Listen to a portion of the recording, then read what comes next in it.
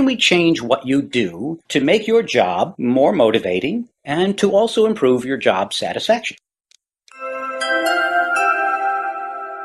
Okay, some of these things a lot of managers take for granted, and there's 5 of them. One would be variety. Instead of just doing the exact same thing every day, you do a different thing every once in a while. Most managers recognize that variety is really important for keeping people motivated. Other things, job identity. Now, what does that mean? The idea is you have a sense that you were involved in the making of a complete product.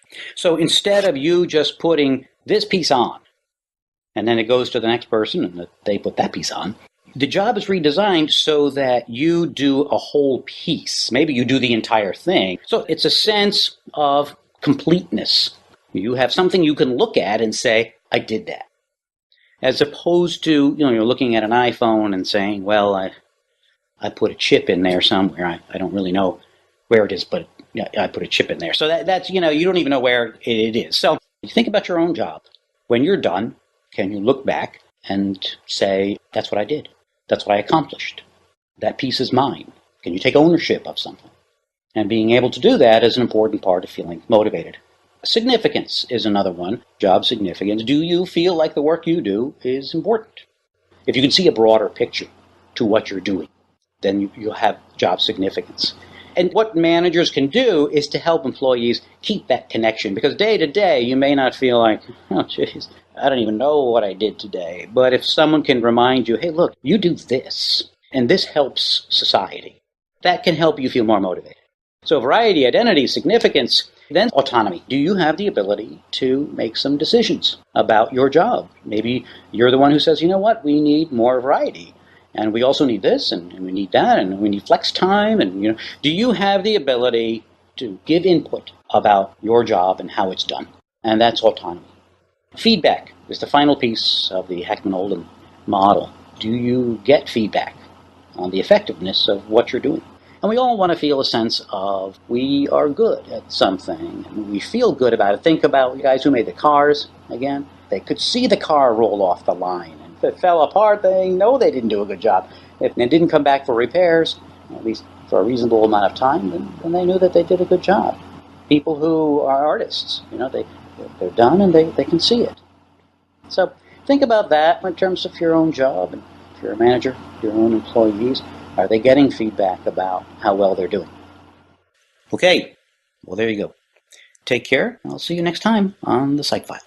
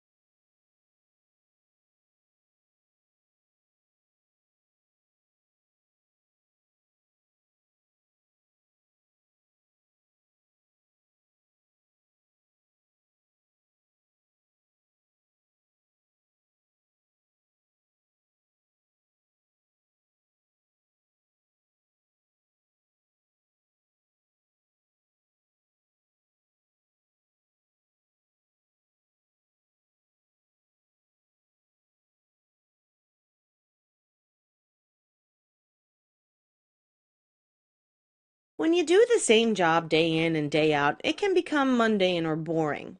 It may seem like you show up to work, go through the motions, and come back the next day to do it all over again. Sometimes it's not the type of work that needs a makeover, but the tasks, responsibilities, and roles that do. Job redesign looks specifically at ways to expand an employee's job by redesigning certain aspects relating to the scope and depth of what it is that an employee does and is responsible for at the organization. In doing so, the manager essentially prevents an employee from losing motivation and interest in their work. There are 3 ways a manager can redesign an employee's job: job enrichment, job enlargement, and job rotation. Job enrichment provides an employee with more tasks to do as a part of their job, as well as the responsibility and authority needed to complete those additional tasks. What works particularly well to increase motivation is when job enrichment includes additional tasks that match the skills, knowledge, and abilities that an employee already has. For example, let's say that Molly works as a receptionist at a beauty salon. Her duties typically include answering the phone, setting up appointments, greeting customers, and completing payment transactions after the client is finished with their stylist. However, there are times when Molly is left with nothing to do but stare out into the parking lot. Molly often complains that she's bored and has even told some of her fellow employees that she's considering looking for a new job that is more challenging. If Molly's manager wanted to use job enrichment to motivate Molly, the manager might assign Molly some additional tasks to do it during her downtime. Such tasks might include researching and developing new promotional campaigns each month to increase the amount of clients that come into the salon.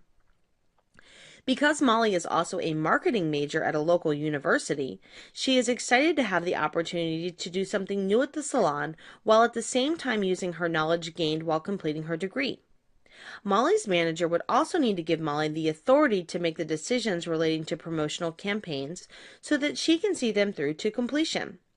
By using job enrichment, Molly's manager was able to provide her with the additional tasks and responsibilities of creating promotional campaigns.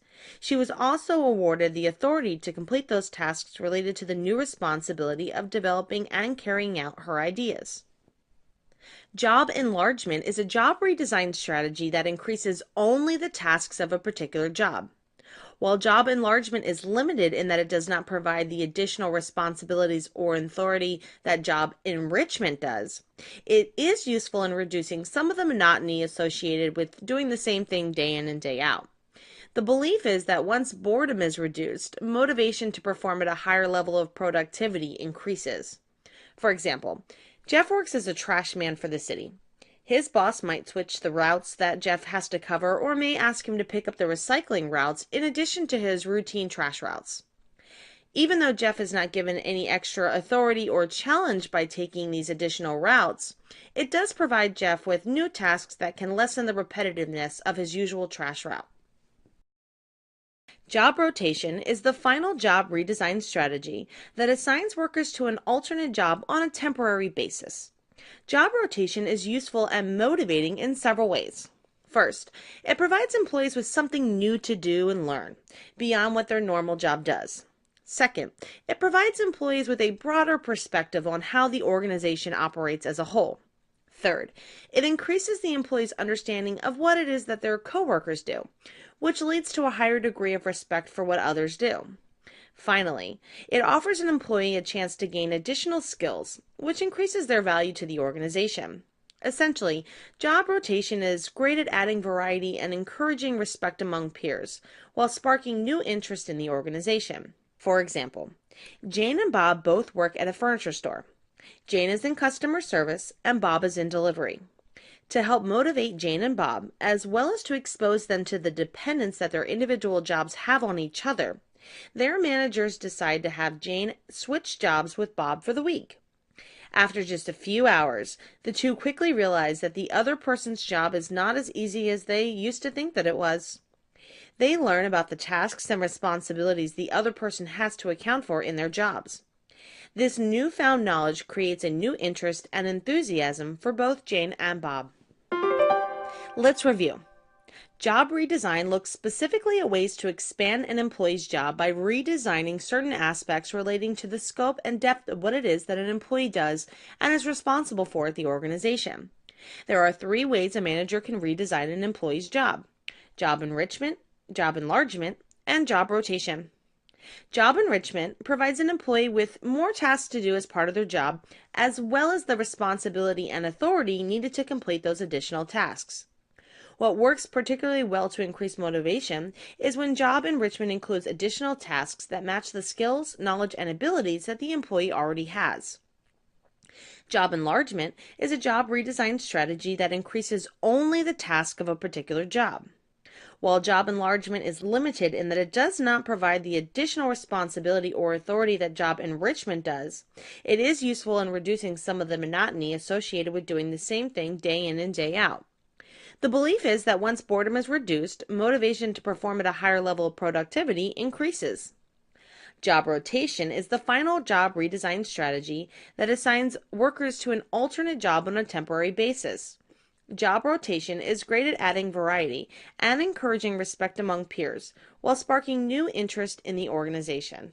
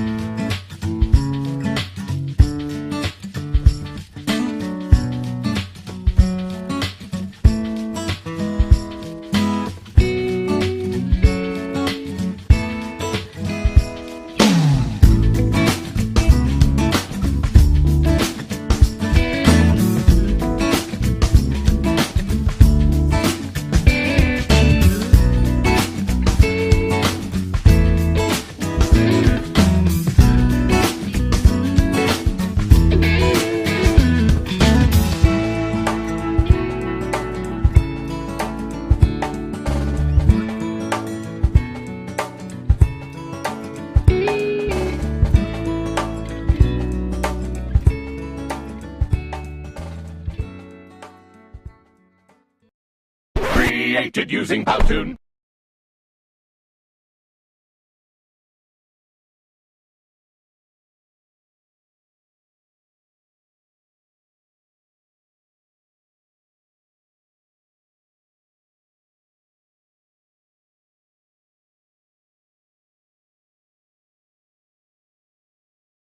Good morning, Ramon. Do you have a moment to go over your exit interview? We are very sorry to see you go, but we are delighted to see you grow. However, we have had numerous turnovers in your position and we were wondering if there is anything we can do to improve it. Mr. Grant, I have reflected on these ideas and I am more than happy to share them with you. I feel that taking responsibility for ensuring that our clients are greeted and their information is taken down correctly is instrumental to the company. Also, as they note the client's information, they should be responsible for making small talk and ensuring that the client feels welcomed while they are in the waiting room. If at least 100 clients register for the monthly workshops, and more than 1,200 register for the yearly quota, then they will be recognized publicly in the yearly corporate meeting. This will give them confidence, better communication and oral skills, as well as enriching their networking skills. I hope this helps and the next receptionist is motivated.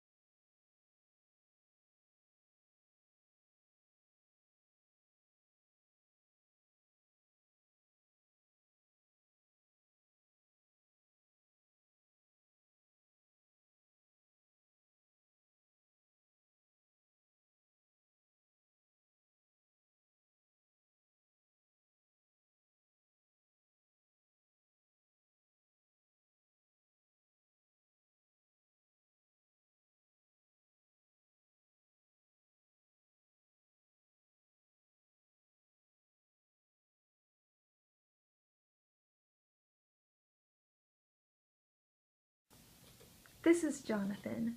Jonathan graduated with an accounting degree and has been working at an accounting firm as a secretary. Jonathan feels bored and has been experiencing a lack of motivation. His tasks include data entry and printing documents for the firm.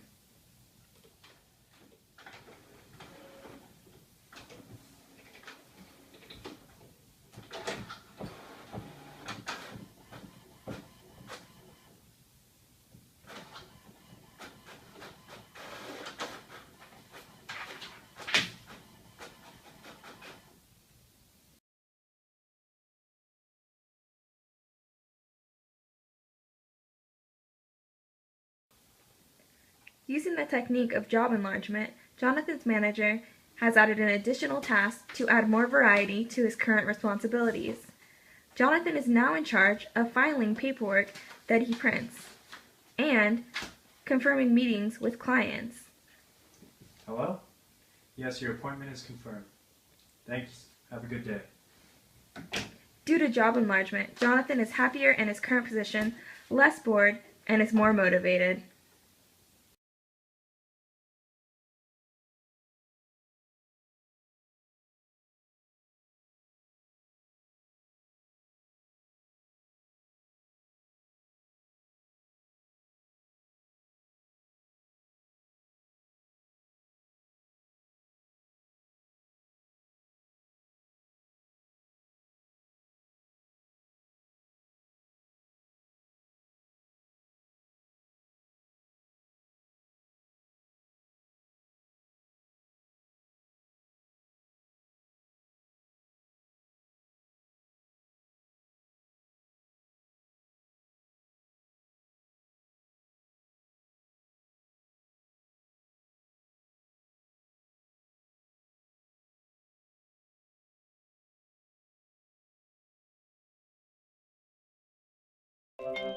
2012 is the year for positive change in business practice, and O2 are leading the way with flexible working solutions. When you're running a business, you face challenges every day, and things don't always run smoothly. These challenges can present barriers that stop you reaching your goals. Rocketing fuel prices, bad weather, or a big public event can stop business in its tracks, and 2012 looks set for more disruption. Flexible working can improve business productivity by giving the option and the right technology to work on the move. Your people will enjoy a better work-life balance and improve job satisfaction, keeping knowledge and skills in the business for longer. Flexible working provides alternative ways of working to avoid the obstacles that often hold you back, ways that are better for your people and your business. Plus, you won't need to make large investments to adopt flexible working. You can make small changes which make a big difference to the way you work, giving you more time and money for the important things. In a recent study, 27% of workers said the ability to choose when and where they work was their most important work benefit. And more than half of people believe they are more efficient when they work flexibly, as they can work anywhere, turning time spent travelling or between meetings into productive time.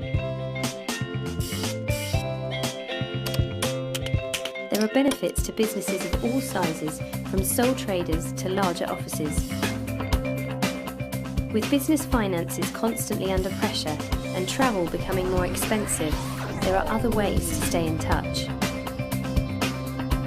Smartphones and tablets keep you connected to your team, customers, and those important documents and systems. You could try O2 Group Conference, or software apps such as FaceTime on iPhone, allowing you to have productive meetings when you can't meet face-to-face. And make sure mobile phone users have access to emails on their handsets, provide dongles for when Wi-Fi isn't available, and install hands-free kits in cars. You can work anywhere and not lose out on a day's work. O2 can help you connect with people in different locations. Attract and retain the best people to the business and improve their work-life balance. Turn time spent travelling into productive working time. Be prepared for uncontrollable events and stay in touch even from home. Save time and money from better working practice. And reduce the environmental impact of your business. And remember, work is something you do, not somewhere you go.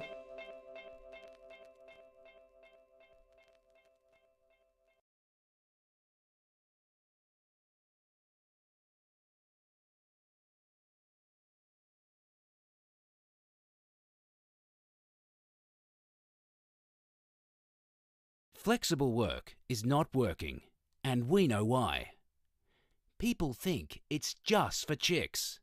Mums with bubs think they're expected to do it. Bosses believe that butts on seats show commitment. Businesses treat it as a perk, and most people think they have to earn it. The paperwork is a nightmare, and it's murder to organise team meetings. Managers can't measure performance, and clients won't accept it. Everyone knows it's career suicide, that you fall off the radar and can't get promoted without FaceTime. Flex has hit a brick wall. But these are just the symptoms of the underlying problem. Your organisation can have the best policies in place and the best technological support, but the key to making Flex work will still be missing. Flex isn't working because we all have deep-seated beliefs or unconscious bias that frames our thinking and encourages us to believe that these reasons are the fundamental cause of the problem. But they aren't. What you have to do to break the barriers to flexible work is address the deep-seated beliefs that undermine trust in your organisation. So employees can ask for what they really need. So managers can feel confident that work is getting done. So team members can count on each other to do their jobs, and your organisation can flourish. Attracting and retaining high-performing talent. Adapting to change. Becoming robust, agile, and future-ready. Rigorous evidence shows that Flex is the wave of the future, and if you're not riding it, your organisation will be towed under. Contact Symetra today and turn flexible work into smart business strategy.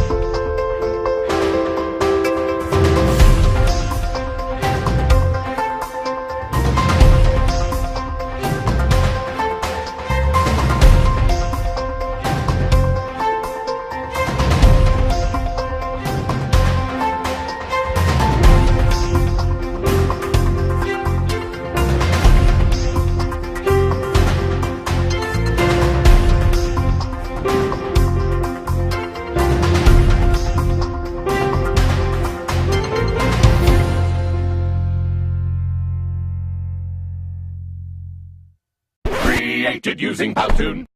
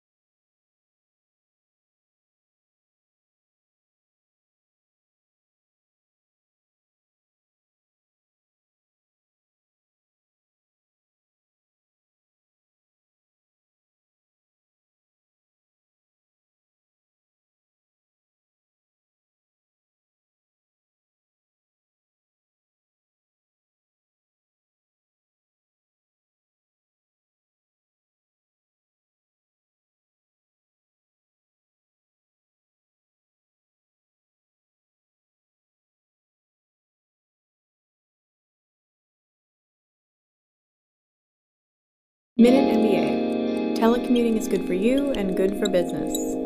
When 5 months pregnant, Marissa Meyer accepted the position of CEO of Yahoo, family-oriented employees everywhere were hoping her hiring would kick off a work-life balance revolution. However, her recent ban on telecommuting seems like a big step back in time. While Meyer has her reasons, many experts agree that telecommuting is actually good for business. Here are a handful of the benefits Yahoo will be missing out on by disallowing telecommuting. 1. Increased productivity. One Stanford study shows call center employees increase their productivity 13% when allowed to work from home. A study from University of Texas Austin shows telecommuters work 5 to 7 hours more than their in-office counterparts. While it's easy to think there are too many distractions for employees working from home, the truth is quite the contrary. 2. Reduced turnover. The cost of turnover is relative to each company, but always considerable. By allowing telecommuting, employees will be happier and therefore less likely to quit. Studies show 73% of telecommuters reported being happy with their employer compared to just 64% of commuters. Allowing employees to telecommute isn't just about working in pajamas. It shows employees that their managers trust them, boosting esteem and motivation. 3. Improved morale, reduced stress. Americans hate driving to work, and telecommuting reduces employees' need to spend money on expensive clothes, fuel, and more. Plus, there's less stress in preparing for a day of work from home. A study from Pennsylvania State University shows telecommuters are regularly less stressed and happier than people working in office. 4. Saving the world. Alright, saving the world is a tall order, but the Consumer Electronics Association did a study that showed telecommuting saves enough energy to power 1 million homes in the United States for an entire year, making telecommuting just another way businesses can reduce their carbon footprint. To watch more videos from the Minute MBA series, check out onlinemba.com.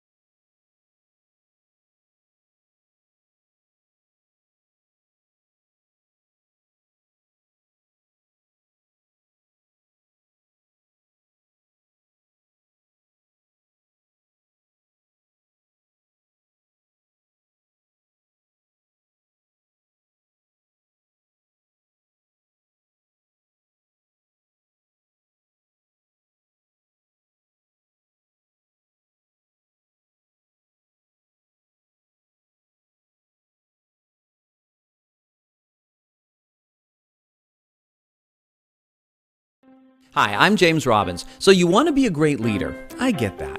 But if you're a working manager, there's one gigantic problem that's threatening managers across the country, and it's killing employee engagement. So what's the big problem?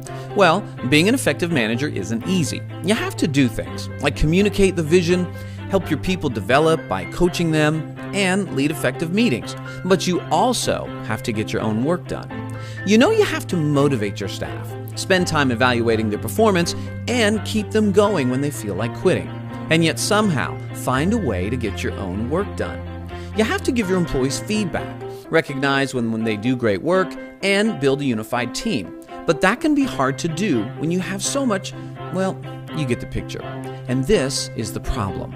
Managers everywhere are so busy trying to get their own work done that leading their people gets pushed to the side. Because when you get busy, you tend to focus on tasks, not people. And that's a problem, because your people need you to lead them. In fact, your leadership makes the difference in how successful your team will be. So how do you fix this? How do you give your people the leadership they need, especially when you're so busy yourself? The secret? It's to take the little time that you have and focus it on the few things that bring the biggest results. And these things are the engagement drivers. The good news is that decades of research have revealed to us what motivates and engages employees, and I'm going to teach this to you. But it's not enough to know what the engagement drivers are. What you really need is an easy and practical way to implement them without adding more to your busy schedule. And this is what 9 Minutes on Monday is all about. I'm going to give you a simple plan that will outline the exact steps you need to take in order to bring out the best in your people. And the good news is, no matter how busy you are, you can do this. Simply put, 9 Minutes on Monday transforms managers into leaders. So, if you're ready for a little less of this and a little more of this, then pick up a copy of the book 9 Minutes on Monday, the quick and easy way to go from manager to leader, and find out why managers across the country are using 9 Minutes on Monday to create engaging workplaces. Pick up your copy today, available at bookstores everywhere.